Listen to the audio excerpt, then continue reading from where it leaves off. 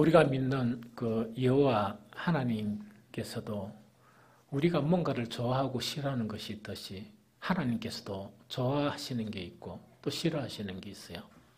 그래서 이 복 있는 사람, 이 복 있는 사람은 어떤 사람인가 하니까 하나님 좋아하시는 것을 이렇게 아는 거예요.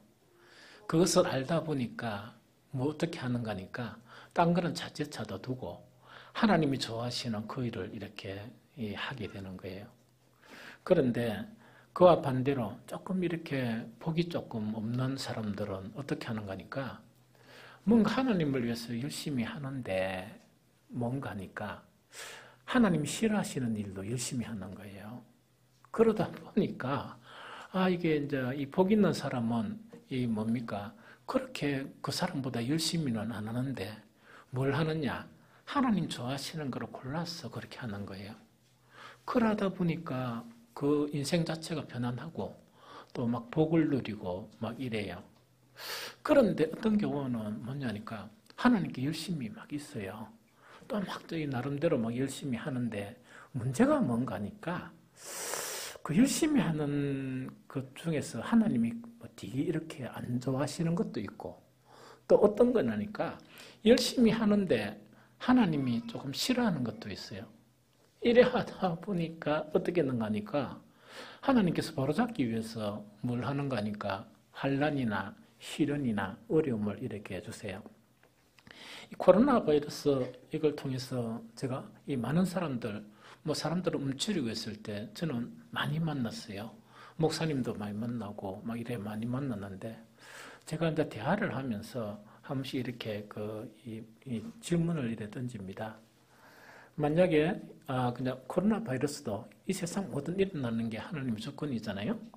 이 주권이면 혹시 제가 물은 거는 목사님들 앞에서 어떻게 묻는 거니까 내를 포함한 우리 목사님들이 뭔가 잘못해서 이런 일이 일어난 거 아니에요?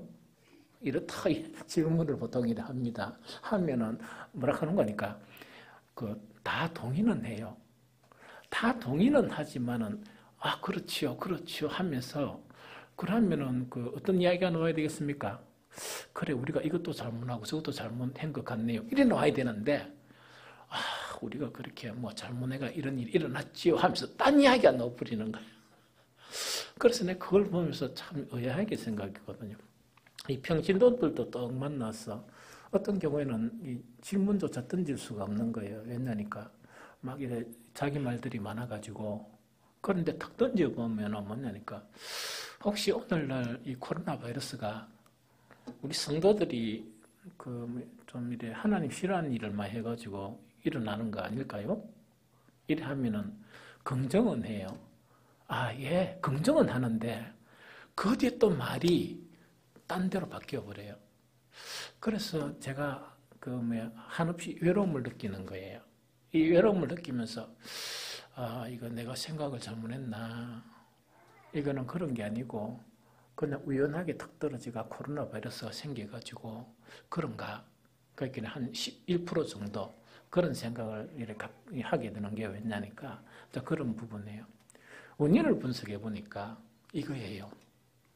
즉 내가 하나님을 싫어하고 그 싫어하는 것 때문에 하나님께서 이 노여움을 가지는 그것이 무엇일까? 그 일을 모르는 거예요. 원리는 아는데 원리라는 것은 뭐냐? 모든 게 하나님의 주권이니까 하나님 괜시레 우리를 괴롭히겠습니까?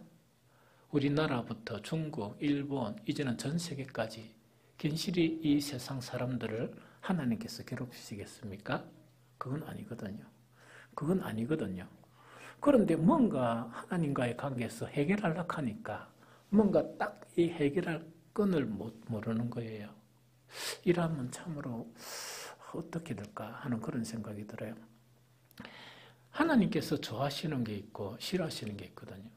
그런데 오늘은 코로나 바이러스가 연관해가지고 하나님 싫어하시는 게 뭐냐 이걸 아는 게 참 중요할 것 같아요. 그런데 의외로 많은 분들이 하나님이 진정 싫어하시는 게 뭐냐 하는 핵심적인 부분에서 피해가고 있어요. 그래서 피해가는 거예요. 그래서 하나님 싫어하는 걸 보면 우리가 보통 뭡니까? 남의 걸 도둑질했다든지 남을 괴롭혔다든지 이런 거 있죠. 막 그런 거를 막 생각하는데 세상 사람도 착한 사람들은 그렇게 안 해요. 일부분 사람만 그래 합니다. 하나님의 사람들이 뭐 그런 일을 잘 합니까? 또 뭐 한 번씩 화도 낼 수 있고 뭐 그럴 수도 있죠. 그런데 근본적으로 이 성경 전체를 보면 특히 구약에는 분명하게 명시되어 있어요. 분명하게 딱 명시되어 있는 게 뭐냐니까 하나님이 싫어하시는 게 바로 뭔가니까 성도들이 하나님을 가까이 안 하는 거예요. 성도들이 하나님을 가까이 안 하고 하나님을 멀리하는 거예요. 여러분들 이렇게 이야기하니까 여러분들 이렇게 이해할지 몰라요. 아따 목사님이 지금 내가 주일날만 오고 한 번씩 주일날도 가끔 오니까 그걸 뭐라하는가 보다 이렇게 생각하는데 그게 아니고 뭐 그런 것은 좀 있지만 100% 같으면 한 5% 정도 돼요. 그거를 이야기하는 게 아니라 그래서 어쨌든 간에 하나님을 가까이 이렇게 해야 되는데 하나님께서 이제 멀어지려고 하는 거예요. 이것 자체는 하나님께서 가장 싫어하시는 거예요. 그런데 사실을 알아야 되는 것은 우리 사람은 우리 인생 모두 다는 하나님을 가까이 할 수 있는 존재들이 아니에요. 하나님께서 버린 사람들이에요. 뭐냐니까 정말 이 우리 죄 때문에 하나님께서 탁 버려가지고 쫓겨나고 이 세상에 사는 사람들이라 사실은. 그런데 성도들은 그러면 왜 성도들이 하나님을 가까이 안 하면 하나님을 싫어하실까? 이 세상 많은 사람들 속에서 성도들은 특별한 은총을 받은 사람이에요. 특별한 자격을 받은 사람이에요.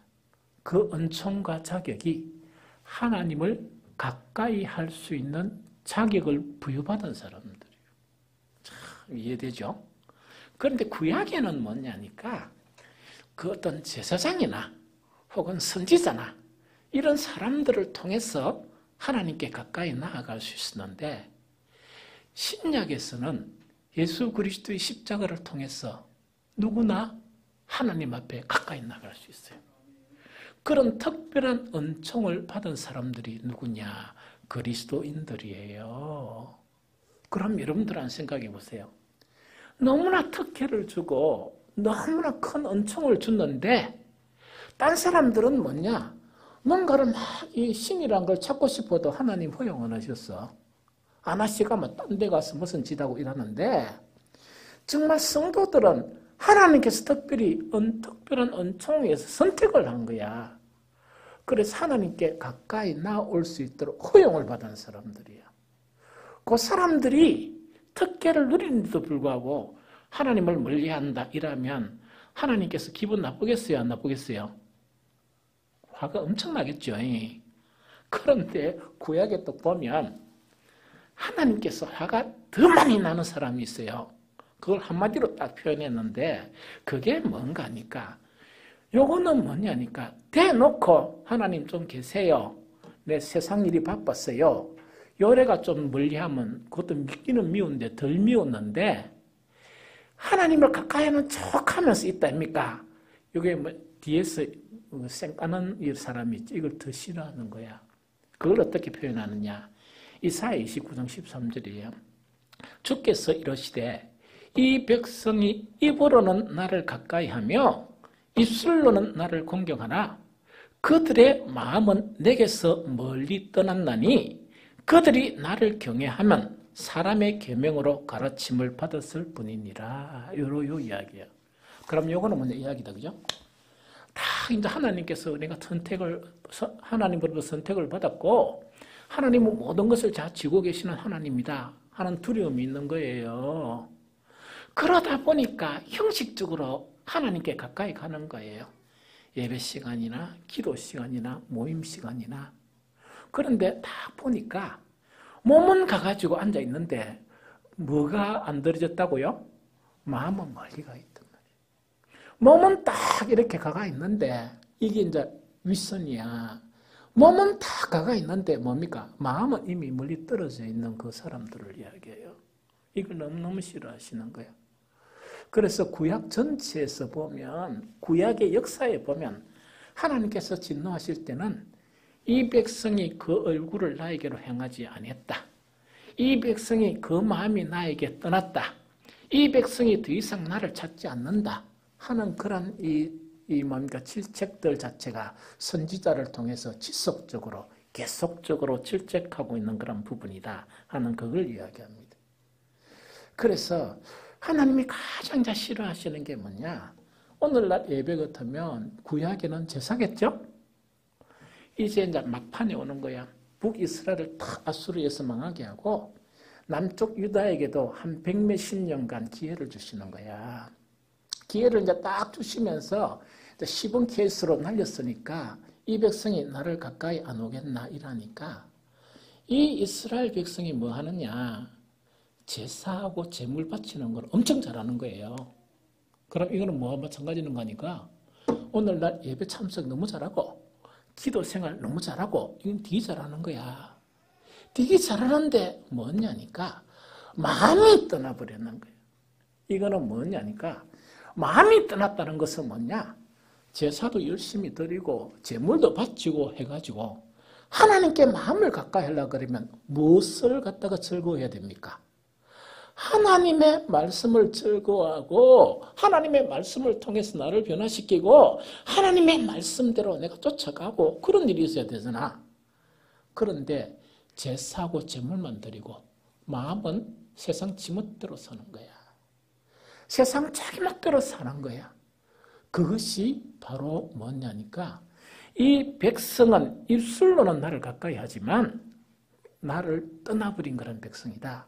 그런 질책을 받으면서 나중에는 막판에는 다시금 돌이키지 않다 보니까 정말 바벨론에 의해서 정말 이 성전 있죠. 제사를 그렇게 열심히 드리던 그 성전이 완전 파괴되어 버렸어요. 완전 파괴되어 버리고 이제는 포로로 끌려가는 그런 상황이 되어버린 게 바로 이스라엘 민족이었다 하는 그 이야기입니다. 자, 그래서 우리가 편안하게 살 수 있는 것은 뭐냐? 주님의 은총 속에 살 수 있는 것은 우리의 몸도 우리의 마음도 늘 주님을 가까이 하는 거 있죠. 이것을 하나님은 기뻐하신다. 이것을 하나님은 원하신다 하는 그 부분이죠. 그런데 여기서 좀 문제가 있어요. 어떤 문제가 있느냐? 목사가 여러분들 하나님 가까이 해야 됩니다. 그걸 안 하니까 이스라엘 쫄딱 망했습니다. 북이스라엘은 아수르에 의해서 남쪽은 뭔가니까 이 바빌론에 의해서 그들이 그렇게 예배를 열심히 드렸던 그 장소인 예루살렘은 초토화되어 버렸습니다. 이렇게 또 이야기하니까 이렇게 다짐할 수 있겠죠. 아이고 정신 차려야 되겠다. 어떤 정신을 차려야 되나? 하나님을 가까이 해야 되겠네. 하나님을 가까이 해야 되겠네. 이런 생각이 안 들면 억수로 간이 큰 사람이죠. 그럼 그런 생각이 든단 말이야. 딱 들어가지고 이제 예배 마치고 지금부터 좀 더 가까이 하자. 그래서 내 때문에 코로나가 일어나는가 보다. 내가 더 가까이 하고 주님을 열심히 찾으면 이것도 빨리 안 끝나겠나 해가지고 다짐을 딱 하고 집에 가잖아요. 그거는 뭐냐? 내 의지로서 다짐을 하는 거야. 그런데 이게 참 이 문제가 많아요. 사람의 의지로서 다짐을 해가 가까이 해보자 이라면 결단이 좀 강한 사람은 한 일주일 정도는 가능해요. 그런데 결단이 조금 희미한 사람이 있죠. 의지가 약한 사람은 교회 문 밖에만 나오면 잊어버려. 뭐랍니까? 그래서 계속 악순환이 계속되는 거야. 악순환이 계속되면서 하나님을 점점 멀리하는 거야. 정말 이 세대가 이런 것이 아니냐 하는 생각이 들어요.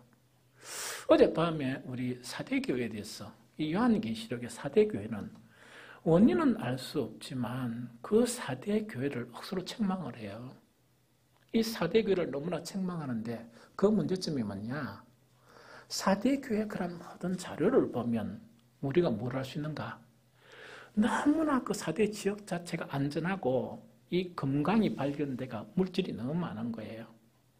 그리고 그 교회도 돈이 많고 특히 그 사대 교회 사람이 열심히 너무 많은 거야. 열심히 너무 많아가지고 그 주변의 지역 사회를 위해서 봉사를 엄청 열심히 하는 거예요. 열심히 봉사를 하고 일하다 보니까 그 지역 사회로부터 칭찬을 받습니까? 안 받습니까? 칭찬을 엄청 받는 거야. 그러면서 막 열심히 모이고 열심히 일을 하고 그런 일을 하다 보니까 다른 주변 소아시아 교회로부터 칭찬이 자자한 거야. 그런데 뭐냐니까 주님은 너희들은 생명이 없는 자다. 너희들은 살아있다고 너가 생각하나 너희는 죽은 자다. 이렇게 결론을 내리는 거예요. 그 이유가 뭔 줄 압니까? 예수 그리스도 이름으로 교회에서 막 모이기를 힘쓰고 예수 그리스도 이름으로 행사를 엄청나게 많이 하고 예수 그리스도 이름으로 세상의 칭찬을 받는 지역사회에 엄청나게 일을 많이 하고 그 칭찬을 한 몸에 받은 사람인데 그들은 진정 가까이 해야 될 예수 그리스도를 아는 지식에서는 아무것도 안 한 거야. 주님을 가까이 하고 정말 주님의 그런 이 말씀 자체를 이루려 하고 그런 일들에 너무 나태한 거예요. 그래서 주님은 뭐라고 책망하시느냐? 너희는 살아있다고 스스로 생각하지만 너희는 죽은 자다. 죽은 자고 4대 교회에서 그래도 몇 명이 있는데 그 몇 명만은 내가 기억하리라. 그 몇 명만은 내가 기억하리라. 이렇게 책망받은 교회가 이 4대 교회예요. 주님을 가까이 한다는 것 자체가 여러분들 예배만 드린다? 아니에요. 그러면 유대인들은 우리보다 훨씬 우수한 사람들이었어요. 훨씬 열심히 사람들이었습니다. 이 주님을 가까이 한다는 것이 예수 그리스도 이름으로 활동을 열심히 하는 거다. 아닙니다. 4대 교회 꼴라예요. 주님을 가까이 한다는 것은 그 주님 자체가 너무 사랑을 해가지고 주님을 알려고 몸부림을 치고 딴 주님을 가까이 하려고 몸부림을 치고 닮아가려고 몸부림치고 이래서 뭐냐? 우리의 잃어버렸던 하나님의 형상과 예수 그리스도의 장성한 분량이 충만해서 가는 것이 주님을 가까이 하는 거예요. 그런데 반대로 예배는 열심히 참석하지만 속 사람 어떤 사람이냐? 세상 사람하고 비슷하거나 세상 사람하고 질이 더 낮은 거야.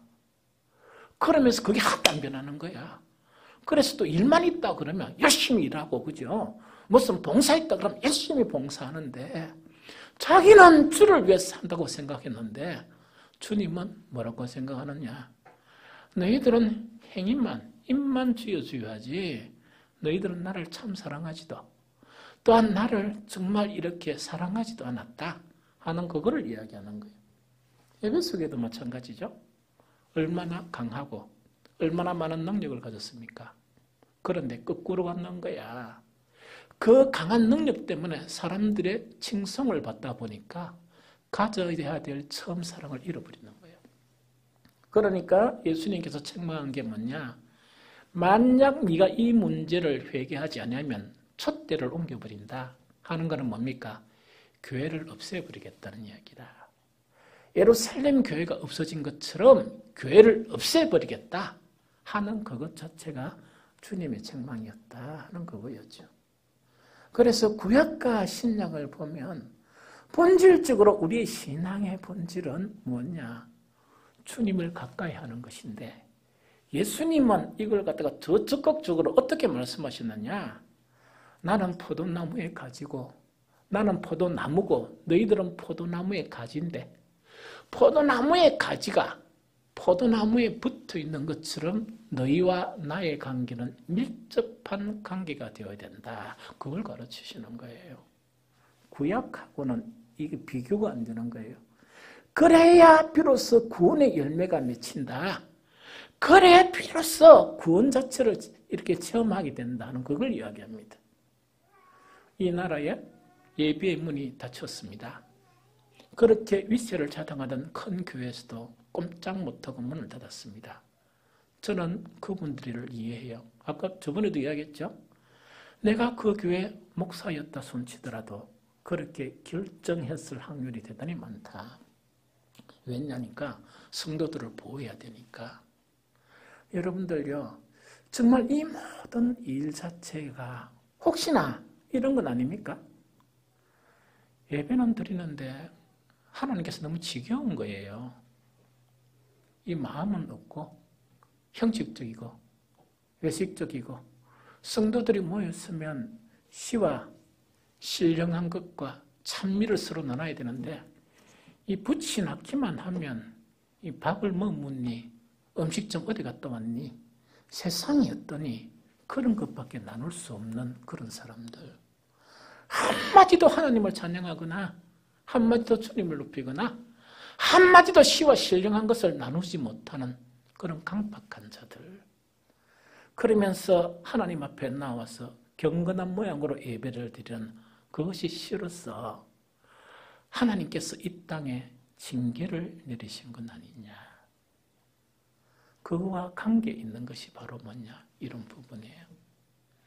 하나님이 가장 좋아하시는 것은 우리 행동만이 아니에요. 하나님이 좋아하시는 것은 우리 입술의 고백만이 아니에요. 우리의 모든 것이 되어야 돼요. 우리는 포도나무의 가지처럼 정말 0.1%라도 딴 것이 이렇게 안 되고 주님 앞에 붙어 있는 삶, 그것을 주님은 목표로 우리에게 제시하는 거예요. 그런데 어떠냐니까 이름만 걸치고 형식만 걸치고 모든 해야 될 것이 없이 만약에 우리가 예배를 드렸다면 구약에 나타난 것처럼 누가 성전의 문을 좀 닫을 자가 없느냐. 나는 너무 이제 지쳤다. 나는 그 재물에도 너무 지쳤고 짐승들 잡아가지고 바치는 것도 너무 이제 역겹고 그게 너무 싫다.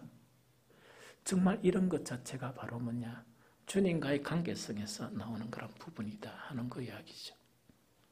그래서 주님과 가까이 되려면 아까도 얘기한 것처럼 설교 한 번 듣고 가까이 해야 되겠다 이래가지고 우리의 의지로서는 안 됩니다. 며칠 못 갑니다.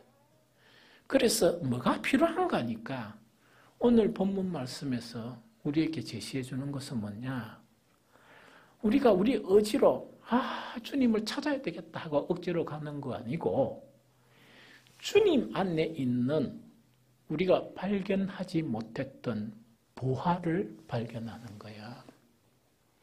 주님 안에 아주 진귀한 보화가 있는데 그 보화가 주님 안에 있다는 것을 발견하다 보니까 보물이 있는 곳에 마음도 있고 보물이 있다는데 그 안 갈 사람 누가 있어요? 그 보물을 얻으려고.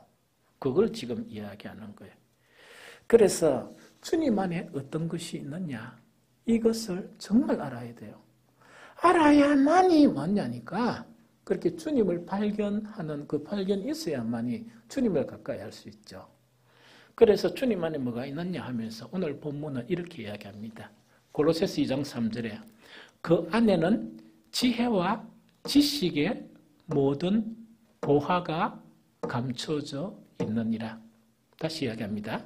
그 안에는 지혜와 지식의 모든 보화가 감춰져 있느니라. 이렇게 되어 있습니다.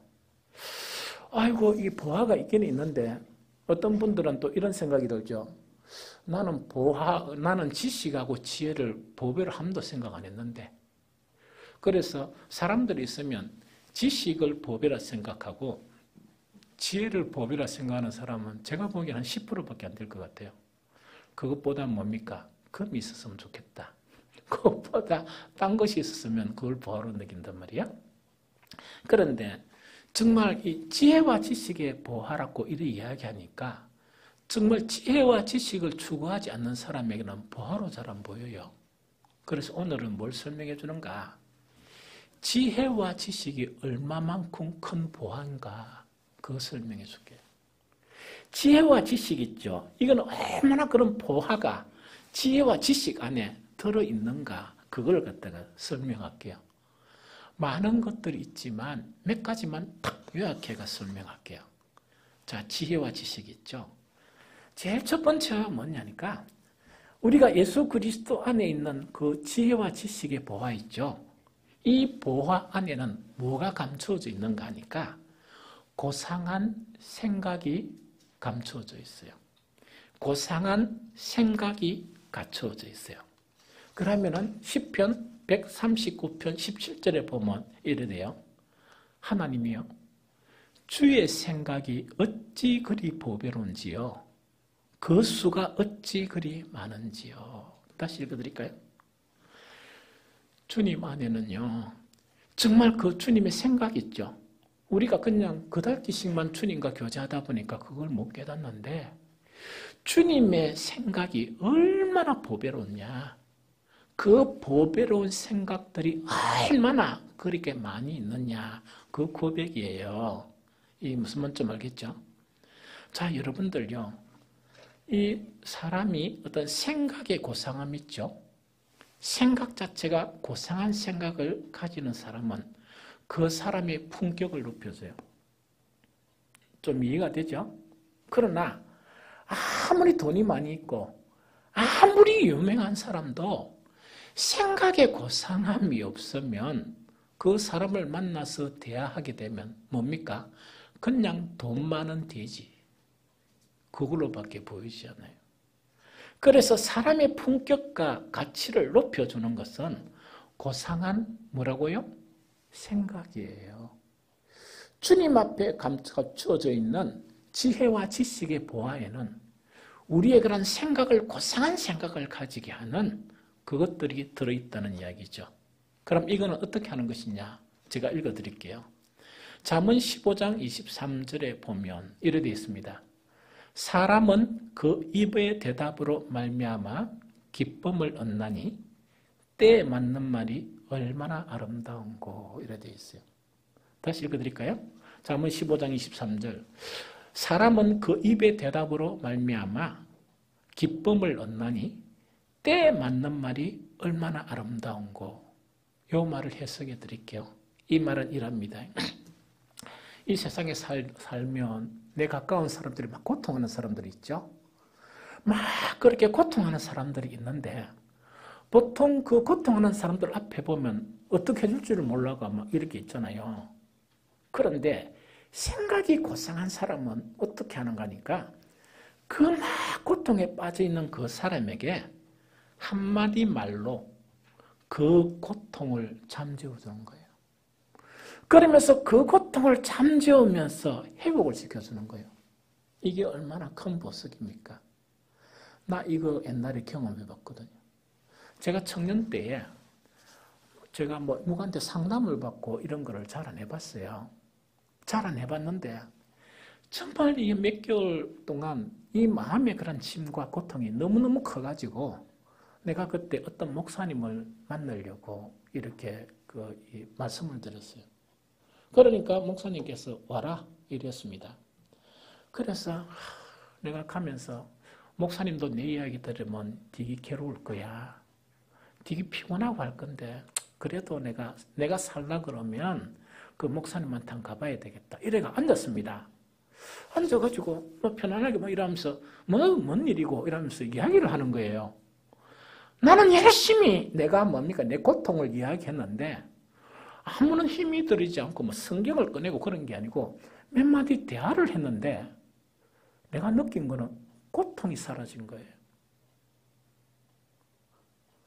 내가 고통이 사라져 버렸어. 그러다 보니까 평소에 그 목사님을 딱 보니까 그냥 목사님인 줄 알았는데 아니 한 몇 분간 이야기를 했는데 그 이야기를 통해서 몇 마디 이렇게 말씀을 하신 그 말을 통해서 내가 뭘 이렇게 고통스러워했나? 내가 왜 이렇게 괴로워했나? 그걸 잘 모르겠는 거예요.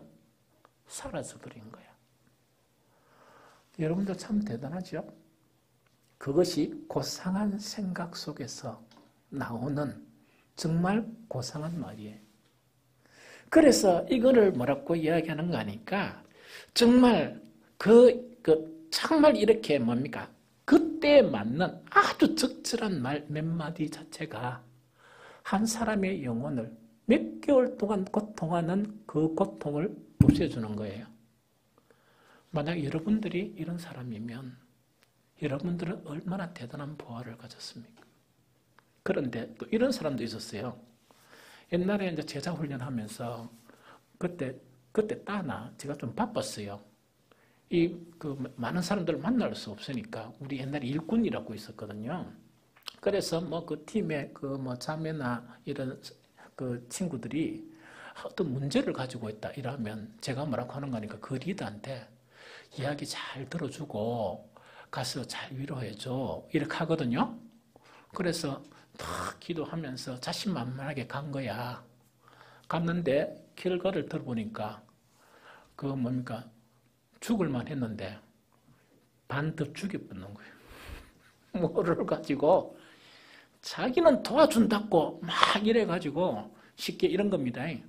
물에 빠져가지고 이러면 좀 살려주세요 이런 알을 갖다가 말 몇 마디 가지고 발을 가지고 머리를요 물에 지그시 밟아버리고 와가지고 큰일 났습니다. 그래서 와 이러니까 이제 교회도 안 연락하고요. 이제는 막 큰일 났거든. 이게 문제라. 저 기도 막 하고 주여 뭐 이래가 했는데 결국은 뭡니까? 그러니까 조금만 이렇게 손을 잡아주면 되는데 막 두드리 패가 막 얼반지기 나쁘는 거야. 이게 뭔가니까 생각의 문제야. 주님 안에서 있는 지혜와 지식은 생각의 고상함을 잉태하게 해요. 그래서 고통하는 사람들을 만나면 그때 딱 알맞는 몇 마디를 통해서 그 고통의 문제를 해결하는 보아와 같은 사람이 되는 거예요. 또 이야기 드릴게요. 잠언 25장 11절에는 뭐냐? 경우에 합당한 말은 아로 새긴 언쟁반의 검사관이라 이렇게 표현되었어요. 이 해석해 줄게요. 어떤 사람들 이래 딱 살다가 감정을 컨트롤 못하는 사람이 있어. 있죠? 우리도 그런 경우가 있다고 그죠? 감정을 컨트롤 하지 못하는데 하니까 좀 더 가까이 못하고 왜 합니까? 네가 봐라 네가 봐라 네가 봐라 이러죠.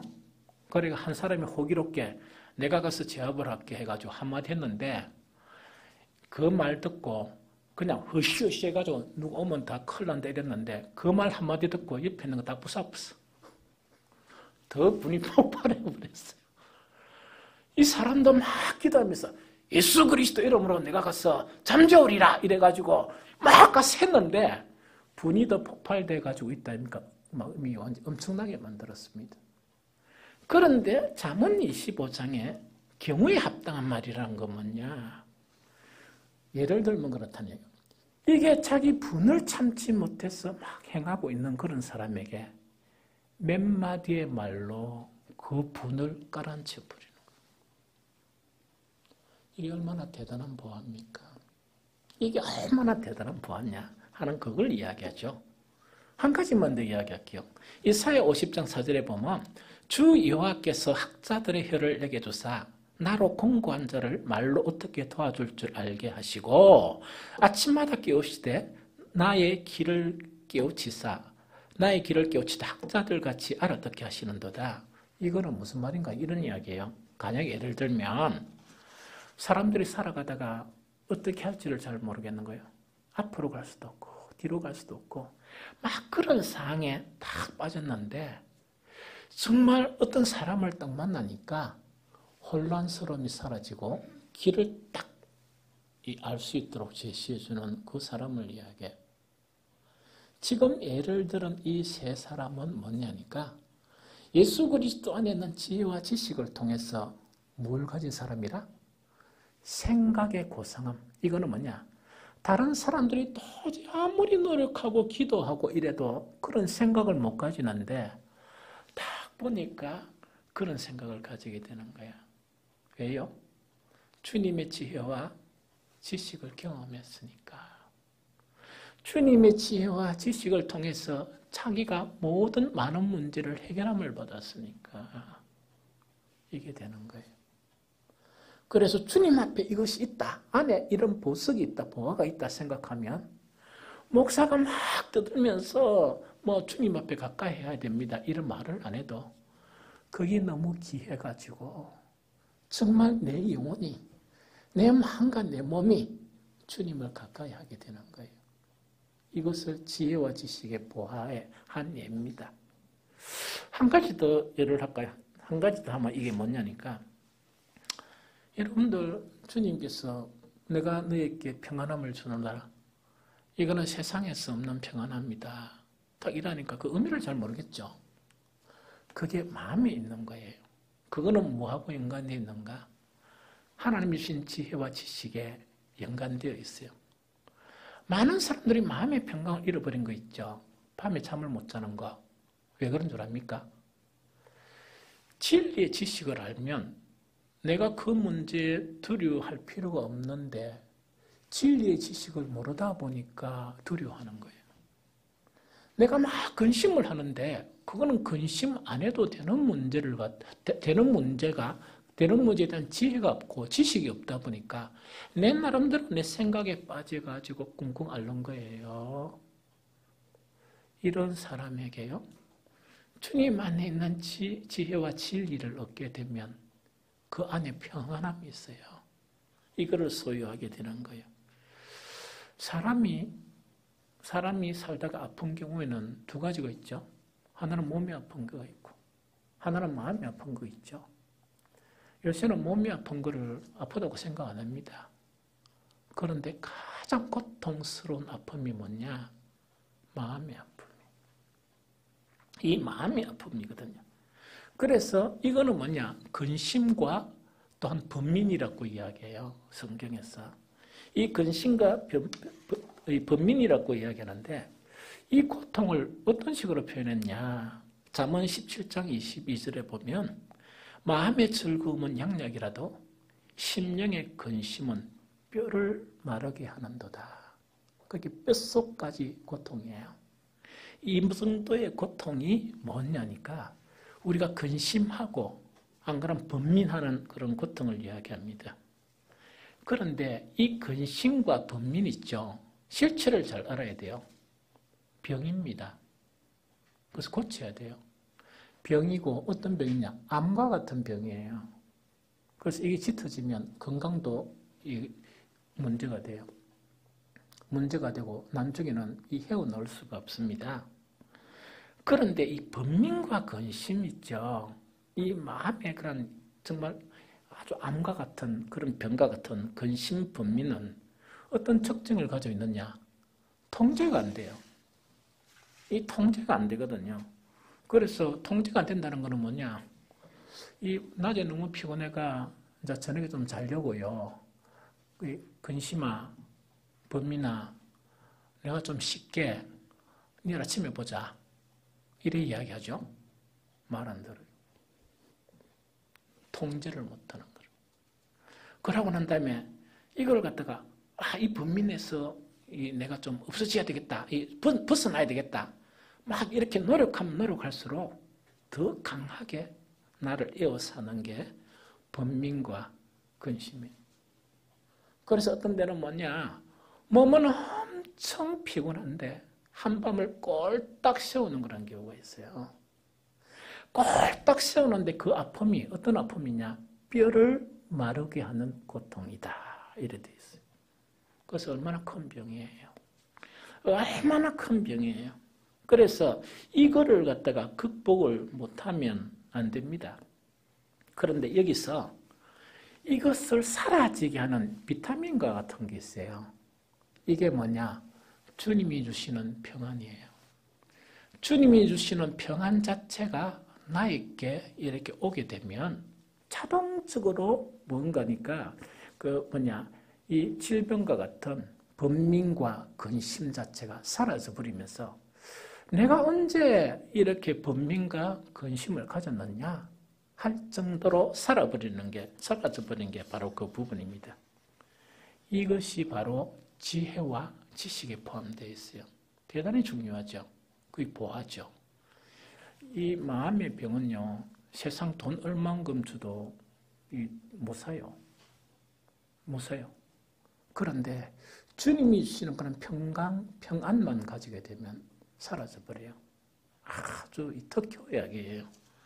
요한복음 14장 27절에 평안을 너희에게 끼치노니 곧 나의 평안을 너희에게 주노라. 내가 너희에게 주는 것은 세상이 주는 것과 같지 아니하니라. 너희는 마음에 근심하지도 말고 두려워하지도 말라 되어 있습니다. 그래서 평안만 주입이 되면, 우리가 갖게 되면 이것이 사라져 버립니다. 그런데 여기서 한 가지 더 알아야 될 게 있어요. 여기서 이 평안 있죠. 평안과 평강은 지식과 지혜에 속한 영역이기도 해요. 이 속한 영역이기도 하거든요. 그렇게 평안이라는 건 걱정을 하는데 진리를 알면 걱정할 필요 없는 거를 내가 걱정하는 거예요. 그럼 이거는 뭐냐? 주님이 보기에는 아무 문제가 아니에요. 내가 너한테 같이 있으니까 걱정하지 마라. 이래도 그러면은 만군의 주 여호와 하나님이 그렇게 말씀하시면 내가 걱정 안 해야 되죠? 안 해야 되는데 내 스스로 걱정을 하는 거예요. 참 신기하죠? 내 스스로 이제 걱정을 하고 번민에 빠지는 거예요.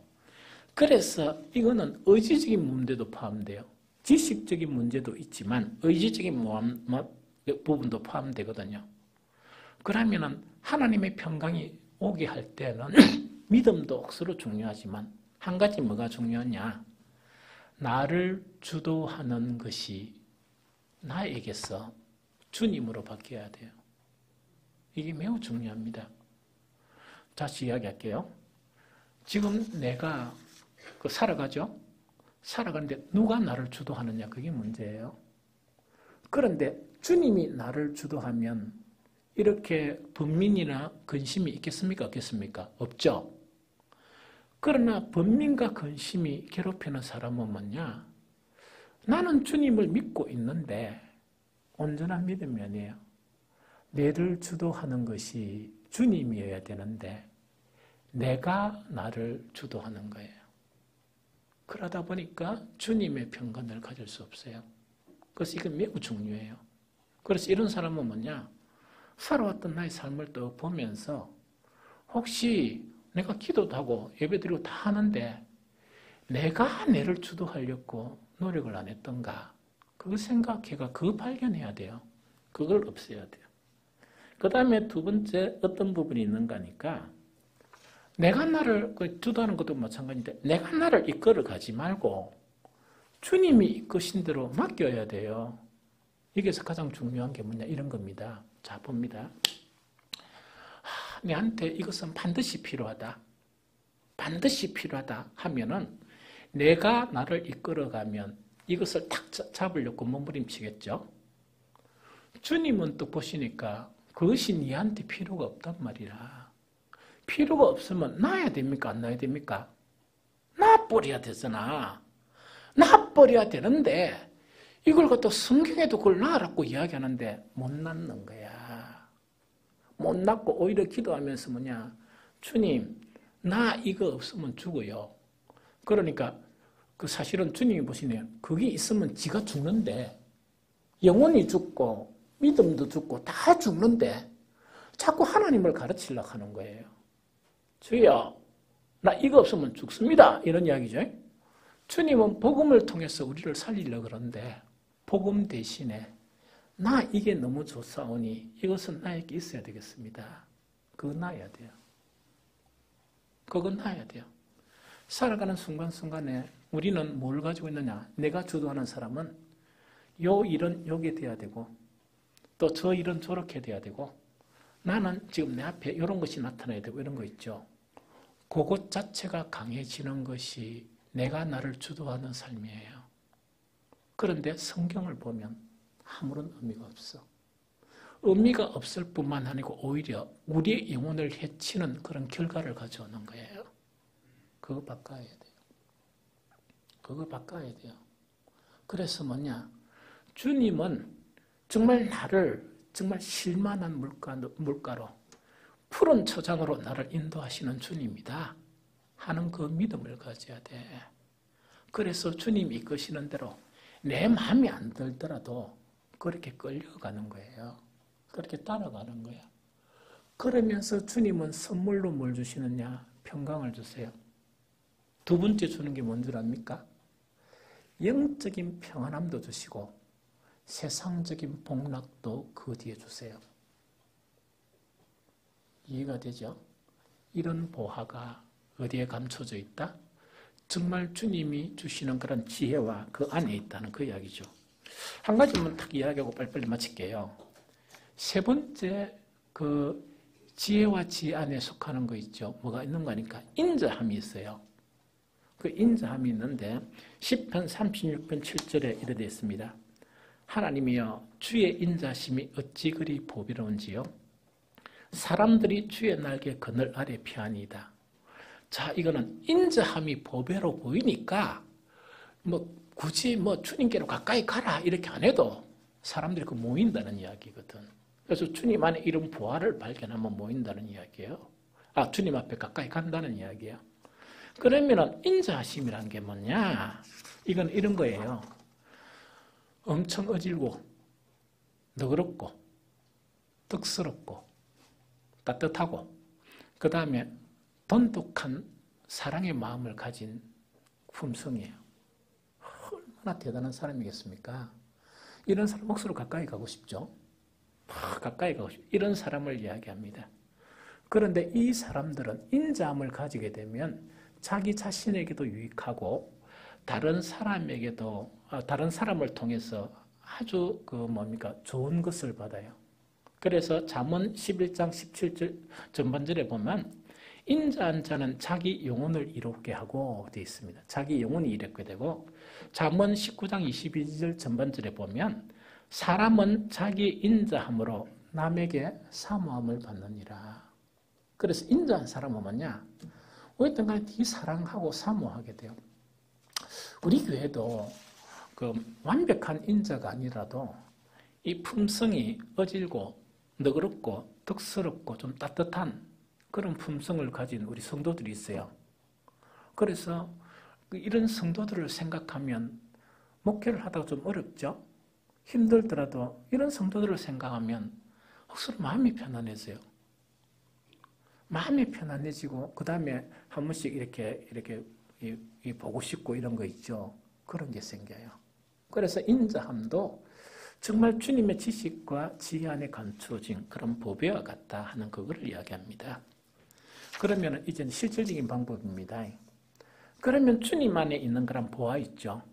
보화는 내 것이 돼야 되잖아. 돼야 이런 것들이 내한테 생기죠. 그런데 어떻게 이것을 소유하느냐? 오늘 본문에는 세 가지 조건을 이야기해요. 조건, 이것을 가질 수 있는 조건이에요. 아까 이야기했죠.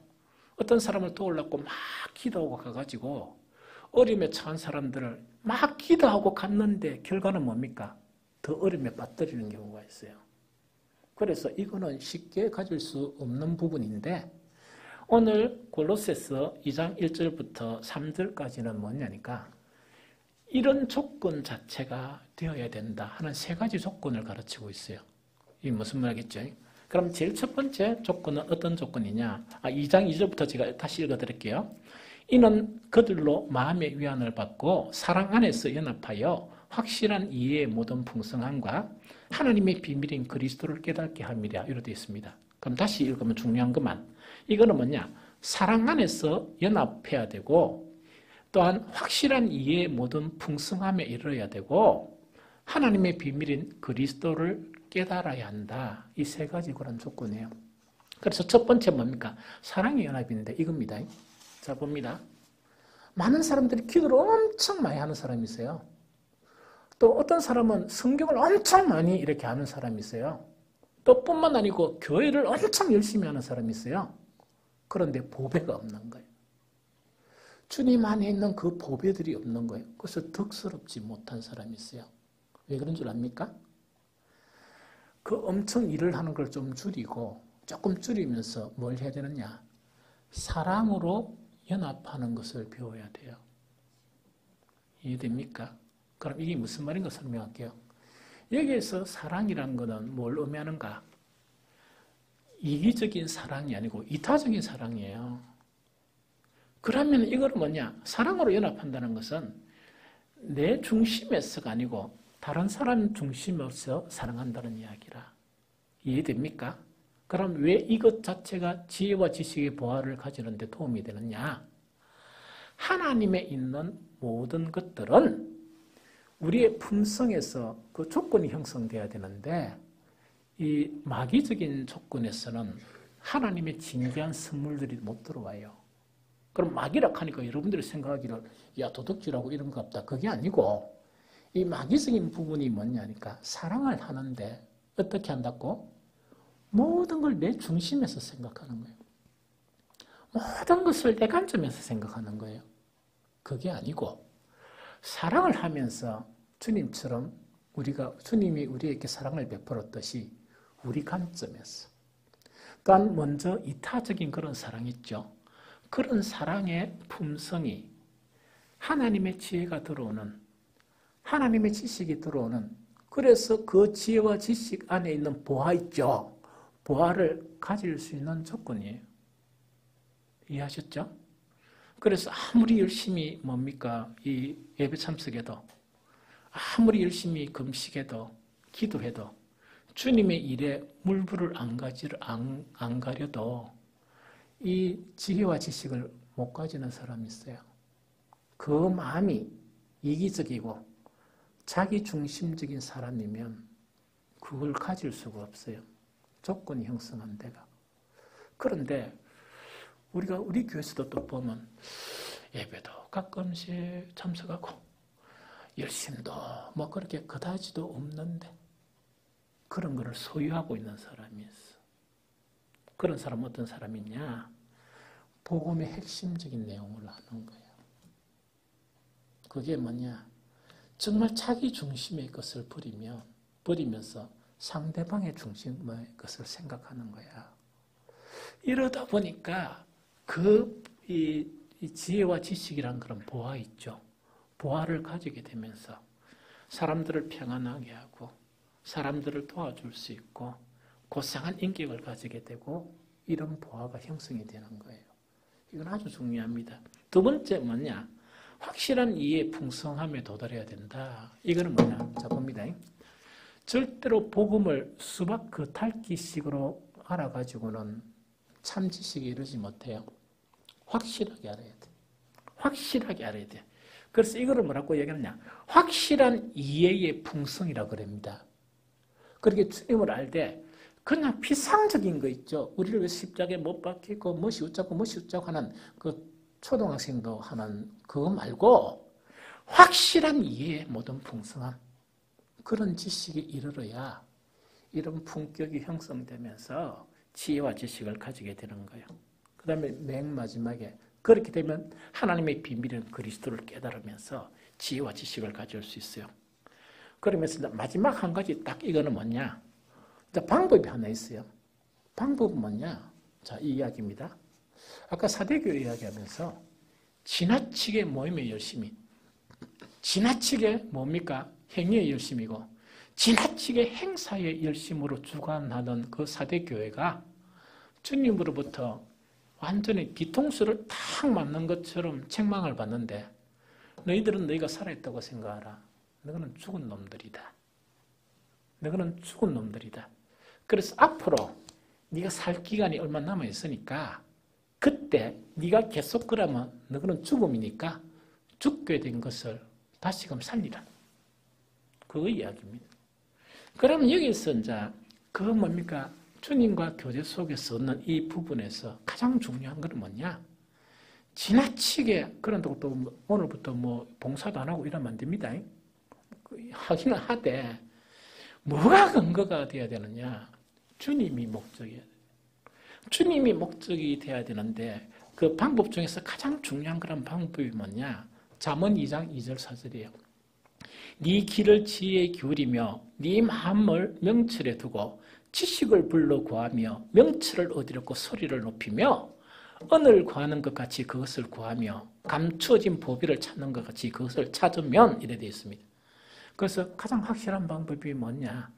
주님을 알려고 몸부림치는 주님 안에 확실한 주님에 대해서 확실한 이해의 풍성함에 도달하려고 막 힘쓰고 애써야 돼. 이게 우선이 돼야 돼요. 신앙에서. 이게 우선이 돼야 예배가 회복이 돼요. 이게 우선이 돼야 하나님 앞에 상달되는 그런 기도의 삶을 살 수 있어요.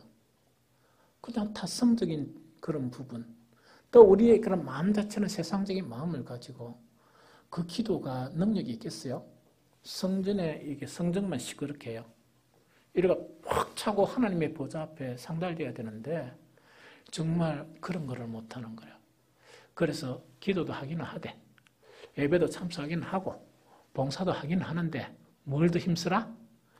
주님을 알렸고 막 몸부림치고 그러면서 내 길을 지혜 기울인다는 것은 몸을 들이는 거야. 시간을 들이고 내 마음을 명철해 둔다는 것은 내 마음도 주님을 알렸고 몸부림치는 것을 이야기해요.